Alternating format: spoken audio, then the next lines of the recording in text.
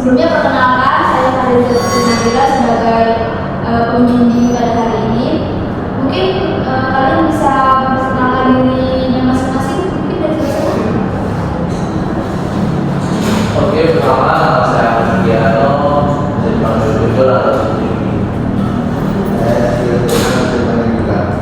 Perkenalkan, saya Putri Marjana, biasanya panggil Jipa. Perkenalkan, nama saya Rizky Ramadhani, dan dipanggil kita. Perkenalkan, nama saya Dewi Putri, biasanya dipanggil Audi. Oke, terima kasih. Oke, mungkin sebelum masuk ke sesi bimbingan, gimana kalau kita ice breaking dulu nih, biar nggak tegang-tegang banget gitu.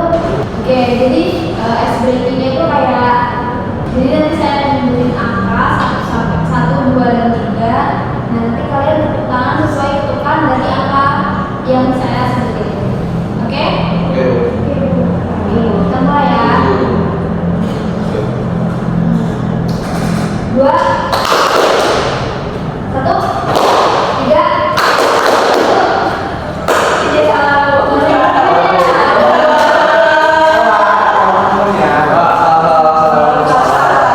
Hitungan kalian. Ayo Bu, jarak. Nyanyi Bu, Nyanyi gini. balanku pakai Bu. Udah. Oke, boleh tuh. Jadi yang mau jalan itu pakai semua. Ya,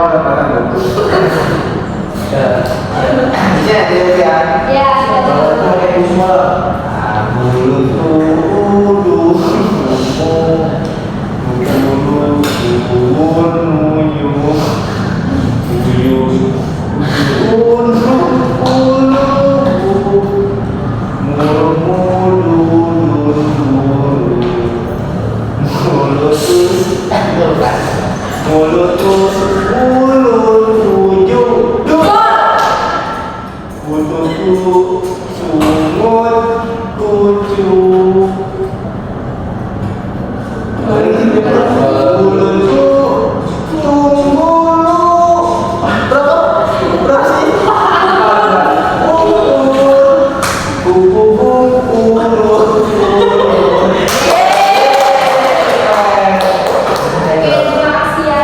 Gimana ya? Oke, baik. Jadi hari ini kita akan melakukan sesi bimbingan kelompok dengan tema yang sangat penting, yaitu tentang bullying. Tapi sebelum kita mulai, saya ingin menegaskan bahwa ruangan ini adalah tempat yang aman. Apa yang dibicarakan di sini tidak akan keluar dari sini. Apakah kalian setuju? Setuju.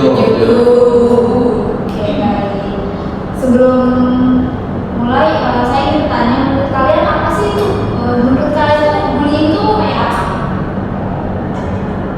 Di Oke, baik. mungkin bullying dari belakang itu kayak sebenarnya itu dibully secara fisik juga, tangannya buntung ataupun bibirnya sumbing ya kan, itu jadi manggilnya sumbing gitu. Dan tangan buntung ya bilang omongan kata fisik tadi itu. Ada lagi? Oh, bisa juga Bu, ada juga bullying yang media sosial, kayak cyberbullying. Ya sama aja Bu, kayak verbal, cuman itu tingkat. Jadi kalau cyberbullying itu kan bekas gitu loh Bu. Jadi kalau Benar sekali ya, bullying memang bisa terjadi secara verbal, fisik, maupun sosial.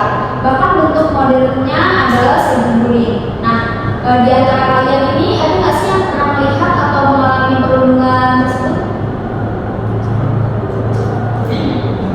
oh, saya Bu kelas ini apa cyberbullying. Nah, teman saya tuh pernah ejek lah di kata. Dia sumbing tadi Itu jadi ya bingung juga sih kasar. Terima kasih Bila sudah berbagi. Apa yang kamu rasain waktu itu? Kasihan tapi ya gimana ya, karena kan yang beli itu kan banyak. Kalau misalkan saya apa ya bantu, dia jadi takut. Saya takutnya itu saya juga kena bully itu karena saya di jalan. Ya, perasaan itu wajar. Tapi penting untuk kita tahu bahwa diam juga bisa memperkuat perilaku bullying bullying. Kita perlu menemukan cara yang aman, tetapi tetap berpihak pada korban. Menurut kalian, apa yang bisa dilakukan saat melihat temannya dibully? Saya dulu. Menurut saya, mungkin kita bisa deketin korbannya setelah kejadian itu. Jadi kita tuh kasih dia dukungan gitu Bu, supaya dia tuh nggak merasa sendirian, terus sendiri gitu.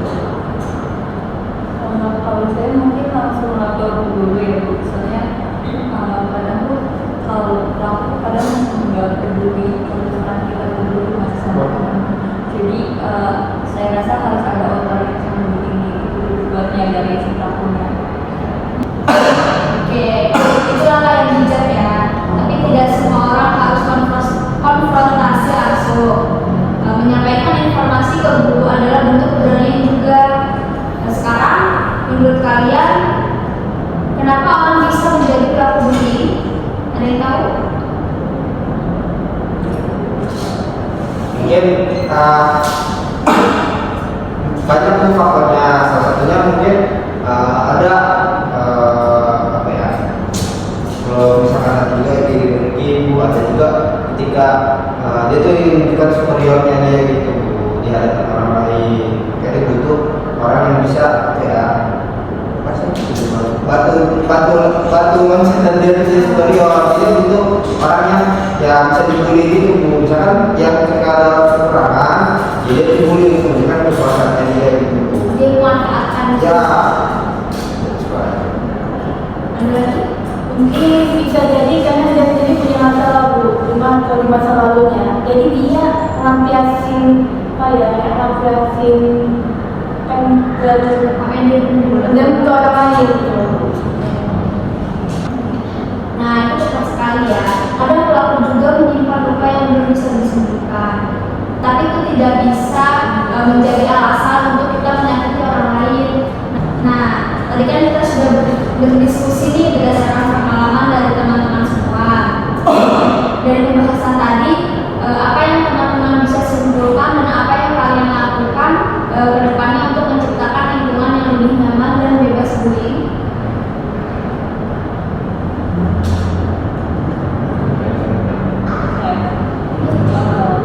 Kalau saya mungkin buat kasus bullying ini mungkin sebagai teman saya akan berusaha untuk lebih peka sama lingkungan sekitar, terutama mungkin sama anak-anak yang pendiam ya. Karena biasanya kan korban bullying kan biasanya anak yang pendiam ya, cenderung pendiam. Terus juga mungkin saya juga akan lebih banyak ngajak ngobrol ke teman-teman saya. Jadi mereka tuh nggak merasa mereka sendiri ya gitu. Jadi mereka merasa mereka masih punya teman walaupun mungkin lingkungan kelasnya malah mungkin cenderung ke arah bullying. Mungkin dari yang lain? Kalau saya itu mungkin kalau saya dari diri saya sendiri ya, jadi saya nggak bakal ataupun nggak akan ikut-ikutan ikut mengejek atau menghina orang yang mungkin dibully. Terus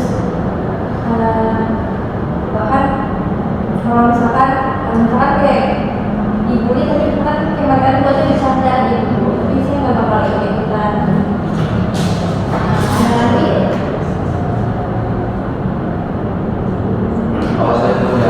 Kalau saya lebih berusaha menjadi teman yang baik, nggak bisa apalagi untuk yang kita terus itu aja. Luar biasa ya, saya bangga deh pada kalian semua. Komitmen sederhana seperti ini bisa membawa perubahan besar. Oke, karena kita sudah mendapatkan inti dari diskusi kali ini, saya berharap apa yang kalian katakan tadi bisa membawa perubahan di lingkungan sekitar dan tidak ada lagi kasus bullying yang terjadi. Oke, terima kasih ya sudah hadir pada sesi bimbingan kelompok pada hari ini. Saya ucapkan terima kasih dan wassalamualaikum warahmatullahi wabarakatuh. Waalaikumsalam warahmatullahi wabarakatuh.